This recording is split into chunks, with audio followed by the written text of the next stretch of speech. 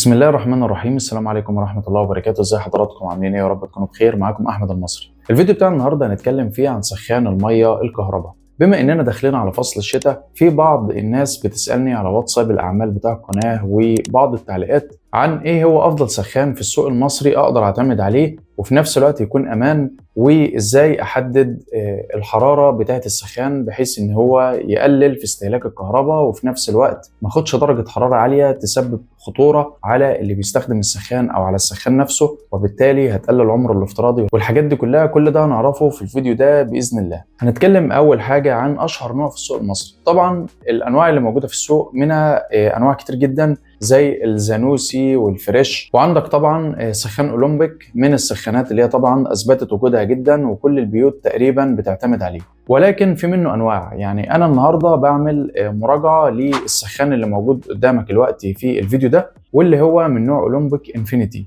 وبيجي طبعا 1200 واط 50 لتر، في طبعا 30 لتر وفي 80 لتر وفي 40 لتر زي ما انت عايز. ولكن انا بالنسبه لي السخان ده طبعا عندي بقاله تقريبا حاجه زي 3 أو 4 سنين، ولكن يعني كنت بكسل اعمل عنه مراجعه. ولكن طالما في بعض المتابعين سالوني عن ايه هي السخانات اللي موجوده في السوق او ايه اشهر الانواع اللي موجوده في السوق وافضلها او احسنها، فحبيت ان انا اعمل الفيديو ده عن السخان الكهربائي، بما اننا برضو بنتكلم عن الادوات الكهربائيه بجانب الاجهزه الالكترونيه على القناه هنا، لان طبعا الاجهزه الكهربائيه ما بتقلش اهميه ابدا عن الاجهزه الالكترونيه، وبما اني اقدر افيدك فهقدم لك المعلومه وان شاء الله افيدك بيها. فانا بالنسبه لي السخان اللي جربته فعليا اللي هو اولمبيك الكتريك اصدار انفينيتي 50 لتر 1200 واط، والسخان ده اللي هو بيجي طبعا بشاشه ديجيتال مش اللي هو العداد الانالوج زي الاصدارات اللي قبله. غير كمان ان القاعده بتاعته من تحت بيكون فيها فتحه كده او خرم صغير كده، بحيث ان لو في يوم من الايام اتخرم او نقط ميه او حاجه، الميه ما تتحوش في الطبق او القاعده اللي هي بيكون فيها اللمبات بتاعه البيان اللي هي لمبه الحراره ولمبه الكهرباء، فبحيث ان هو برده ما يعملش مس كهربائي والحاجات دي كلها. لان طبعا الاصدارات اللي قبله للاسف ما كانش فيه فتحه تصريف للميه، فكان في بعض الناس بيجيب حاجه زي مسمار او مفك مثلا او حاجه ويخرم القاعده من تحت، بحيث ان لو حوش ميه الميه تنزل من القاعده اللي بتبقى موجوده في السخان. لكن الاصدارات الجديده كلها هم بيراعوا الجانب ده وعاملين فتحه صغيره كده زي ما هو واضح قدامك في الفيديو، بحيث ان لو في ميه اتحوشت الميه دي تنزل. فالصراحه هم بيراعوا حته الامان قوي في السخانات الجديده كلها بالنسبه لموضوع تصريف الميه او ان السخان يتخرم او حته الضغط الزياده والكلام ده كله. فالاصدار ده كويس جدا اللي هو الانفينيتي ده لو انت عايز تجيبه، واعتقد ان هو اصبح قليل في السوق، يعني نادر لما هتلاقيه في بعض الاماكن. ولكن لو حبيت بقى تجيب حاجه اعلى منه وافضل منه كمان شويه، في بقى اصدار اولمبيك الكتريك اللي هو اصدار هيرو تيربو. والميزه في الاصدار اللي هو اولمبيك الكتريك اصدار هيرو تيربو ان هو بيسخن الميه بسرعه ضعف الاصدار اللي قبله. يعني لو انت مثلا هتوصل لنسبه 50% في نص ساعه في الاصدار اللي هو الانفينيتي زي اللي معايا كده مثلا، لا الهيرو تيربو بيسخن الميه مثلا في ربع ساعه. يعني مثلا لو وصل لدرجه 50 درجه مئويه، لا هو بدل ما يسخنها في نص ساعه يسخنها لك هو في ربع ساعه، فالسرعه فيه اعلى شويه. غير كمان ان هي الجوده بتاعته والتصنيع بتاعه اعلى جوده كمان واقوى شويه كمان من الانفينيتي. هم قريبين من بعض ومفيش فرق يعني، ولكن هتلاقي اختلاف بقى الشاشه والتصميم والشكل اصبح اشيك واحسن شويه من الاصدار اللي قبله. غير كمان سرعه التسخين. طبعا اصدار انفينيتي كان من 3 أو 4 سنين كان سعره حوالي 1400 جنيه او 1500 جنيه، وقبل كده كان ارخص كمان، يعني بدأ من 800 جنيه في الاصدارات اللي هي ام عداد انالوج عادي. لكن الاصدارات اللي هي الديجيتال كان سعرها عدى شويه وصل 1400 جنيه من 3 أو 4 سنين. لكن النهارده سعر اللي هو الهيرو تيربو تقريبا 3000 ونص حاجه زي كده. وطبعا كل ما بتعلى بالساعه اللتريه بتاعتك انت السعر بيزيد معاك، يعني مثلا هتروح تجيب ال 80 لتر هتلاقيه ب 4000 وشويه وهكذا. طبعا الاسعار دي متفاوته حسب وقت الفيديو وحسب كمان المكان اللي انت بتشتري منه. وده بالنسبه لاشهر اصدارين موجودين في السوق بالنسبه لاولمبيك الكتريك، وده كلامنا عنهم بالنسبه للاصدار والسعر. اما بالنسبه بقى لتفاصيل الضمان والتركيب، فنصيحه ما تحاولش ان انت بمجرد ما تشتري السخان انك تروح تجيب مثلا سباك يركبه لك على طول او انت تركبه على طول، لان للاسف لو انت عملت كده بنفسك هتفقد الضمان بتاعك. ودي برضو معلومه كتير من الناس ما ياخدش باله منها او ما يعرفهاش، انك للاسف لو ركبته انت بنفسك او فتحت الكرتونه وركبته انت فللاسف هتفقد موضوع الضمان، واللي هو بيجي 5 سنين وبيبقى مكتوب على العلبه من بره او الكرتونه بتاعته من بره 5 سنين ضمان. طيب الحل ايه علشان استفيد من الضمان بتاع السخان بتاعي؟ افضل حاجه انك بتتصل على خدمه العملاء بتاعه اولمبيك او على حسب الشركه اللي انت شاري منها. طبعا انا كلامي هنا مش ترويج او اعلان لماركه معينه، ولكن انا بكلمك عن الحاجه اللي انا جربتها بنفسي، لان مش هنقل لك تجربه حاجه انا ما جربتهاش. لو انت بتشتري مثلا من زانوسي او فريش او اي ماركه تانية، نفس القصه بالظبط. حاول تكلم الدعم الفني الاول، هل في مشكله لو ركبته انا ولا لازم حد يجي يركبه لي، علشان ما افقدش موضوع الضمان.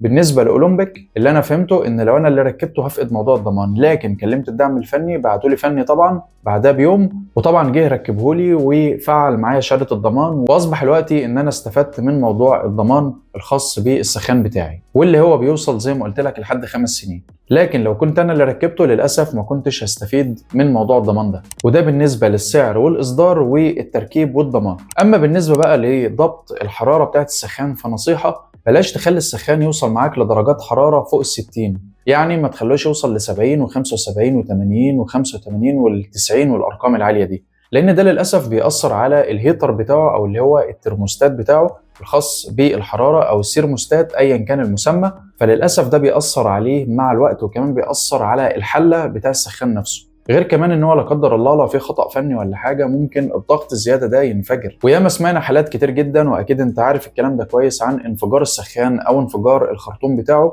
وياما تسبب في كوارث ومشاكل لبيوت كتير ربنا يعافينا منها. غير كمان انه بيكون حمل على السلك بتاعه لو انت عامل فيشه بشكل مباشر في الحيطه، ودي اكبر غلطه الناس بتعملها، انك توصل السخان بفيشه مباشره على الحيطه، خصوصا لو السلك مش محمل او الفيشه نفسها البريزه نفسها زي ما بنقول او العين نفسها اللي في الحيطه ضعيفه، او السلك اللي جوه نفسه ضعيف. فللاسف في الحاله ديت ممكن يحصل قفله او السلك يسيح، او يحصل برضو مشاكل في الكهرباء عندك بسبب السخان. وده طبعا في حاله ان هو بيوصل لدرجات حراره عاليه، لان هي منظومه متكامله. فالافضل ليك انك تخليه على مفتاح قوي او مفتاح احمال. هتروح لاي محل ادوات كهربائيه تقول له عايز مفتاح كهرباء للسخان، فهيجيب لك مفتاح للاحمال خاص بالسخان، بس انت تفهمه ان انت عايزه للسخان. والمفتاح ده زي ما انت شايف في الفيديو دلوقتي بيبقى مفتاح امان اصلا، كمان بمجرد ما التيار بيحصل في اي مشاكل او قفل او حاجه هو بيقفل بشكل تلقائي على طول، علشان ما يتسببش برضه في مشاكل عندك في الكهرباء. غير كمان ان الميه اللي حرارتها عاليه قوي دي للاسف بتاثر عندك على المواسير بتاع السباكه، وبتاثر عندك كمان على الحنفيات بتاع البيت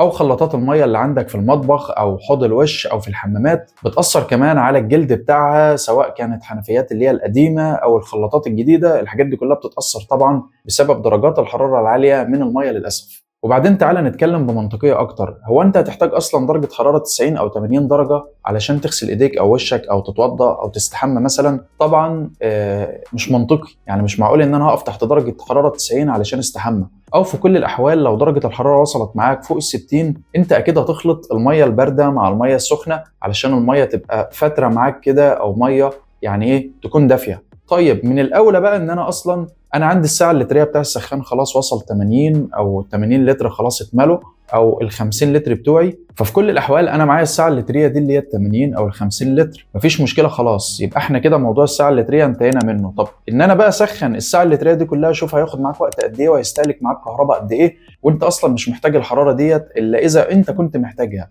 لكن منطقيا كده مفيش حد يقف تحت درجه حراره 85 او 90، مستحيله طبعا، لانها تبقى يعني خلاص كده تعمل حروق. فالافضل ليك انك تشوف انت محتاج درجه الحراره تكون كام. يعني انا مثلا بالنسبه لي ما يلزمنيش غير من 40 ل 50 درجه، مفيش اكتر من كده. هو ده اللي انا بعمله فعلا. يعني انا بحدد الترموستات او الهيتر بتاع السخان نفسه، اللي هي الشمعه بتاع السخان، بحددها مثلا على 40 او 50 درجه بالكتير. 60 دي يعني نادرا لما بحتاجها في حاجه اصلا، فانا ليه اخلي السخان يوصل ل 60 وانا مش محتاجه؟ فانت لما تعمل كده او تحدد القيمه اللي انت محتاجها بالعقل والمنطق كده، هتوفر على نفسك كتير جدا، هتوفر منظومه الكهرباء عندك، هتحافظ عليها وهتحافظ على السخان وعلى هيتر السخان، وهتحافظ على السباكه والخلاطات بتاعتك وكل حاجه. وده كله من تحت راس الميه السخنه والسخان. فالافضل ليك زي ما قلت لك انك تحدد درجه الحراره اللي انت محتاجها، مش تسيبه يفضل يحرق في نفسه على الفاضي وانت مش محتاج منه درجه الحراره دي كلها. برضه في غلطه ناس كتير بتعملها، واللي هي ان انا هفضل سايب السخان متوصل على الكهرباء 24 ساعه، بحيث ان انا لو شغلت الميه السخنه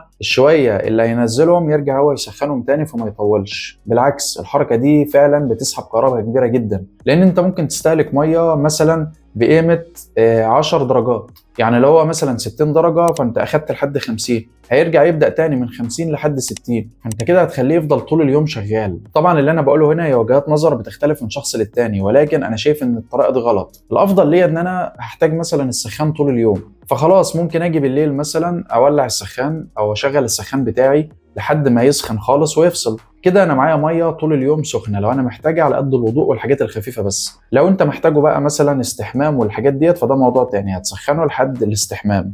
لكن ان انت تسيبه يفضل يحرق في نفسه ويفضل شغال على الكهرباء 24 ساعه، انت فعلا كده بتكلف نفسك كتير جدا، وبتحرق في السخان وبتحرق في الكهرباء عندك، وكل ده طبعا هيأثر عليك ماديا، وكمان هيأثر على المنظومه المتكامله عندك بدايه من الكهرباء والسخان والسباكه عندك في البيت. وده بالنسبه لجزئيه درجه الحراره الخاصه بالسخان. طيب هنقلل درجه الحراره او نتحكم فيها ازاي؟ لو انت ما عندكش الجرأه الكافيه للتعامل مع الكهرباء وتفتح السخان والحاجات اللي انت هتعملها معايا دلوقتي، فالافضل ليك تجيب حد فني متخصص يعمل لك الموضوع ده. ممكن سباك، ممكن كهربائي، او اي حد يكون جريء شويه في التعامل مع الكهرباء والسخان والحاجات دي. لو عندك بقى الجرأة انك تفتح بطن السخان وبتحل الحل والربط والكلام ده، هتقدر تعمل الموضوع بكل بساطة، لان الموضوع سهل، مش محتاج يعني خبرة كبيرة ولا فنيات ولا الكلام ده. الموضوع بس محتاج شوية عقل وتركيز. كل اللي انت هتعمله انك هتيجي على الغطاء او الطبق اللي موجود في بطن السخان من تحت، واللي فيه لمبات البيان بتاع السخان والشاشة بتاعة الحرارة او اللي هي بتبين نسبة الحرارة في السخان. وهتلاقي كده في الغطاء من تحت كده في بطن السخان من تحت مسمار جي ام كده لونه اسود.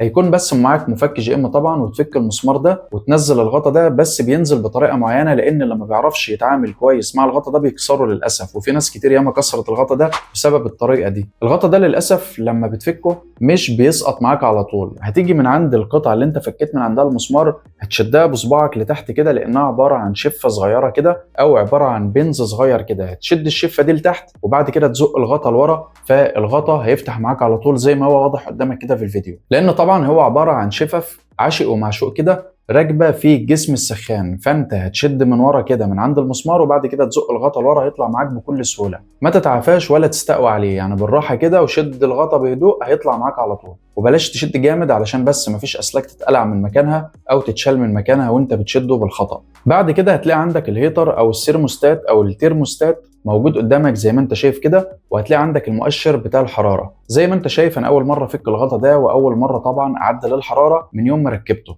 فزي ما هو واضح قدامك كده هتلاقي المؤشر بتاع الحراره بيكون طبعا مختلف من سخان لسخان، في منه لون احمر، في اخضر، اصفر، مش هيختلف معاك. وبيبقى فيه قدامه كده لو لاول مره هتحركه بيبقى موجود حته شمع كده ملزوقه بحيث ان هو ما يتحركش. هتشيلها كده بايدك بصباعك كده بضفرك او بمفك صغير كده، بحيث انها تسهل عليك انك تلف المؤشر بكل سهوله. طبعا في مؤشرات بيكون مكتوب عليها هي اللي هو المؤشر اللي انت بتلفه او البقره نفسها بيكون مكتوب عليها الارقام بتاع الحراره، يعني مثلا 30 40 50 وهكذا. وفي مؤشرات تانية او هيتر تاني او شمعة تانية بيكون مكتوب على جسمها نفسه الارقام. لكن اللي معانا ديت علشان برضه في ناس بتتلخبط فيها وضعها مختلف شويه، عباره عن شرط رقم 1 وشرط رقم 2 و3 شرط، يعني شرطه وشرطتين و3 شرط. طيب الشرط دي معناها ايه؟ الشرط رقم 1 معناها ان درجه الحراره بمجرد ما تحرك المؤشر عليها هتكون من 40 درجة مئوية لحد 50 درجة. لكن الشرطتين معناهم ان درجة الحرارة هتكون من 60 درجة لحد 70 درجة مئوية. اما بالنسبة للثلاث شرط فده معناها ان درجة الحرارة هتوصل لحد 80 و85 و90 درجة. وطبعا دي بتمثل خطورة كبيرة جدا زي ما قلت لك من شوية،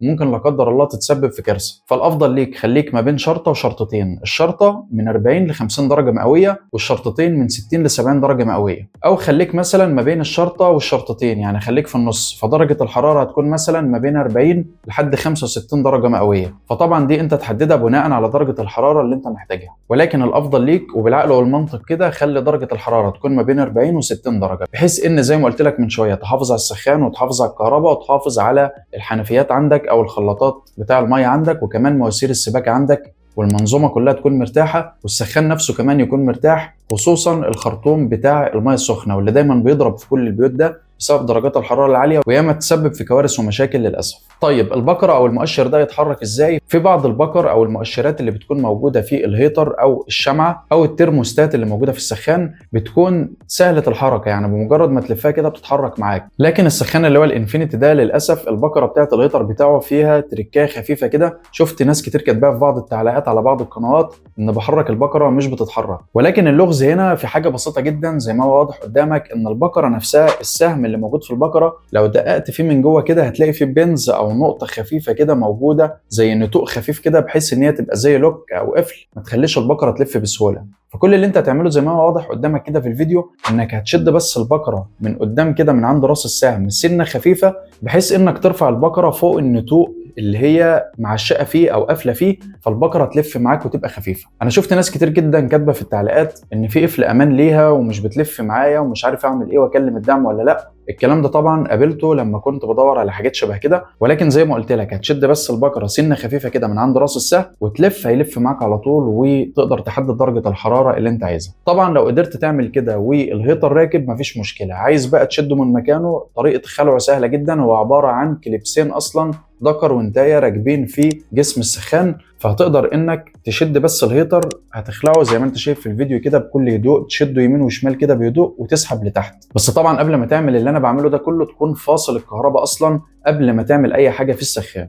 طبعا بالنسبه للسخانات اللي هي الديجيتال او اللي هي فيها شاشه ديجيتال زي الانفينيتي كده، هتلاقي طبعا الهيتر او اللي هي الشمعه النحاس اللي موجوده زي ما انت شايفها كده، وهتلاقي طبعا في سلك تاني طالع لونه ابيض كده، ده فيه حساس الحراره اللي بينقل الحراره للشاشه. طبعا خلي بالك ان هو برضو وانت بتشد الهيتر السلك ده هينزل معاك، حاول انك تركب السلك او تدخله للاخر كده في السخان، وبعد كده تركب الشمعه بتاعتك او اللي هو الهيتر زي ما هو في الاتجاه الصحيح بتاعه، وخلي بالك من حته الموجب والسالب علشان ما يحصلش معاك مشاكل، وتركبه زي ما كان برضه وتضغطه في الكليبسات بتاعته، وبعد كده تجرب هتلاقي كل حاجه شغاله معاك كويس ان شاء الله. وبكده يبقى انت ظبطت درجه الحراره بتاعتك على الدرجه اللي انت عايزها، وعرفت ازاي تعمل الموضوع بنفسك بشكل عملي زي ما انت شفت دلوقتي في الفيديو. فدي كانت كل حاجه خاصه بموضوع سخان الكهرباء. عرفنا ايه هي الاصدارات اللي موجوده في السوق وافضلها، عرفنا ايه سعرها، عرفنا ازاي نفعل الضمان وطريقه التركيب الصحيحه، عرفنا ازاي نظبط الترموستات او السيرموستات او الهيتر بتاع السخان بحيث ان هو يحافظ على منظومه السخان الكامله عندك، واللي بتبدا من الكهرباء والسخان